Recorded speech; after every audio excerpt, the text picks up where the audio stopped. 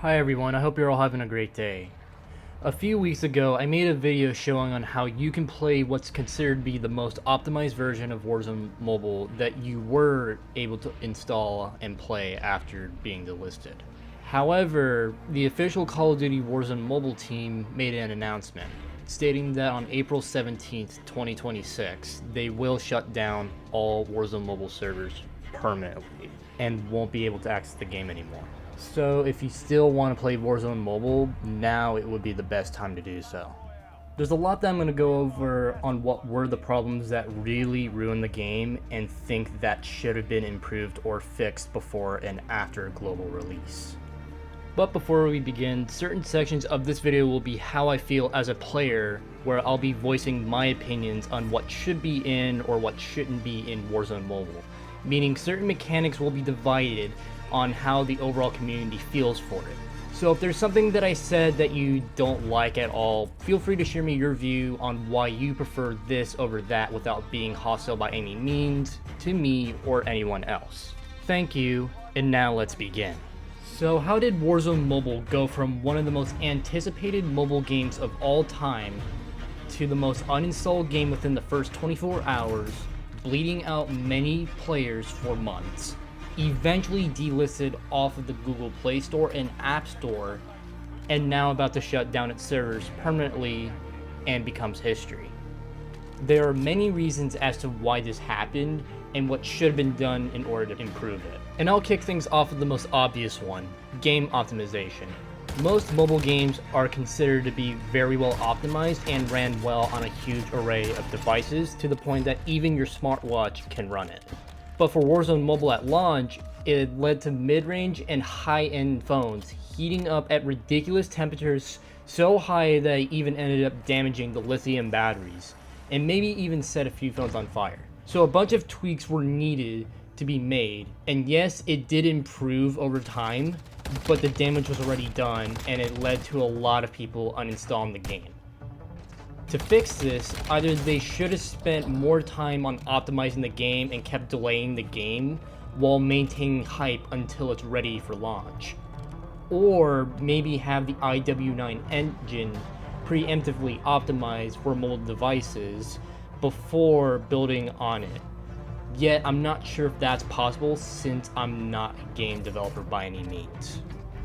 Next up, integration and bugs. Another problem that not only harmed Warzone Mobile, but is also currently harming the PC or console Warzone experience, is that the game is being integrated with mainstream Call of Duty titles like Modern Warfare 2, Modern Warfare 3, Black Ops 6, and so on. This enables weapon progression, being able to level up and use the same weapons as you're able to use in other titles. On paper, this sounds like a great idea, being able to use weapons in mainstream Call of Duty titles and leveling them up. However, every new integration brings in a lot of game-breaking issues and bugs, which often severely affects the gameplay experience. From insanely broken weapons to graphical map glitches that really hurt your eyes, it's an absolute problem that needs to be solved. With weapon integration comes with other problems. The weapon balancing has been all over the place, with roughly 90% of the weapons not being able to compete in the current meta, which lacks variety of many weapons that can't be used without getting out-timed to killed by a metal gun, or even worse, removing some of those weapons entirely from the game without a proper explanation. So the best decision for the integration issue would be to separate Warzone Mobile from the current mainstream titles and instead let it be its own standalone title, similar to Call of Duty Mobile being a standalone title and having its own progression. With new integrations comes with gameplay changes that will alter it completely. Where in Warzone Mobile, many people really like the Modern Warfare 3 gameplay mechanics of it, but with the Black Ops 6 integration, it made many changes to the game that it altered it completely, and players needing to adapt to these mechanics or else they will not survive. Other successful competitors like PUBG and Fortnite mostly remain the same, by adding in quality of life mechanics that enhance the gameplay without it changing too much, whereas Warzone Mobile changed way too much from what it used to be. So the best course of action is to simply stop changing the formula so much and leave it to how it was originally. That way, players can still remain familiar with the formula without it being so drastically changed. Another issue which I'm sure that some people will not be happy due to preference, and that it has to be the current state of Omni movement. The movement currently feels way too fast, and it feels like you're sliding on ice, and diving extremely far like an action hero, and sliding in any direction while ADSing, making it an absolute sweat fest in most lobbies, to where it can be difficult to hit your target at close range. I'm fine with the idea of being able to sprint and dive and slide in any direction. However, it needs to be slower and covers less distance, since I personally prefer the movement to be a bit more grounded and slightly slower with no over-the-top gimmicks, but still remaining it for it to be arcadey yet tactical like in Marvel 2019 and the original Warzone experience, and allowing for more different playstyles to be more involved and making fights more fun and less predictable while maintaining a stronger identity for movement. I will say that it did revolutionize movement in Black Ops 6 and did work well with multiplayer. However, for being insanely fast-paced, I don't think Omni movement at that speed would fit with Warzone Mobile at all and should be toned down. And speaking of identity, bringing to another problem would have to be the silly, goofy style, stupid looking skins that would look like something you'd see out in a fever dream. Now, the vast majority of mobile games already have this colorful, over-the-top type skins that often oversaturate the main theme of the game, which can definitely ruin immersion. And finding a mobile game similar to like a military theme is really difficult, because many players accept this sort of oversaturated look. So to fix that, I genuinely think Warzone Mobile could have remained more towards a military grounded theme without seeing any silly, goofy Teletubbies running around the map. Now, moving over to microtransactions.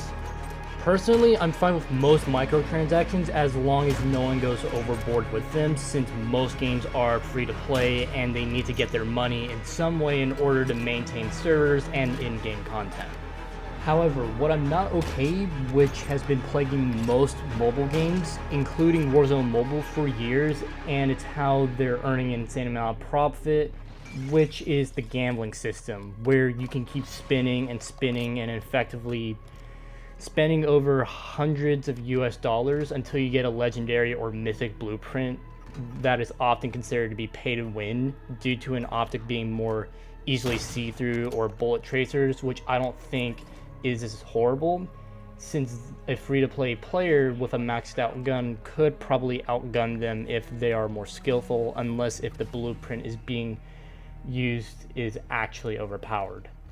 And I know that Warzone Mobile has bundles where you can get the skin guaranteed, but they also had a gambling system called the Keep, which I think should never have been in the game in the first place and should remain as an in-game bundle purchases only. Now I'm going to go over a few things that I believe should improve the game drastically.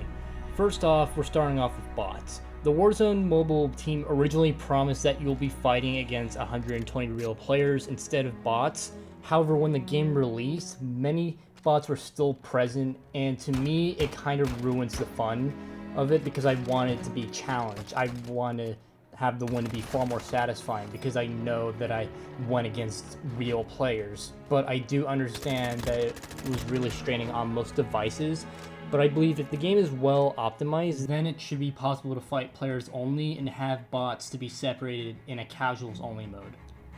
Next up, audio. The audio itself is a major improvement compared to majority of mobile shooters. However, the sounds of the guns somehow sounded realistic yet plastic at the same time.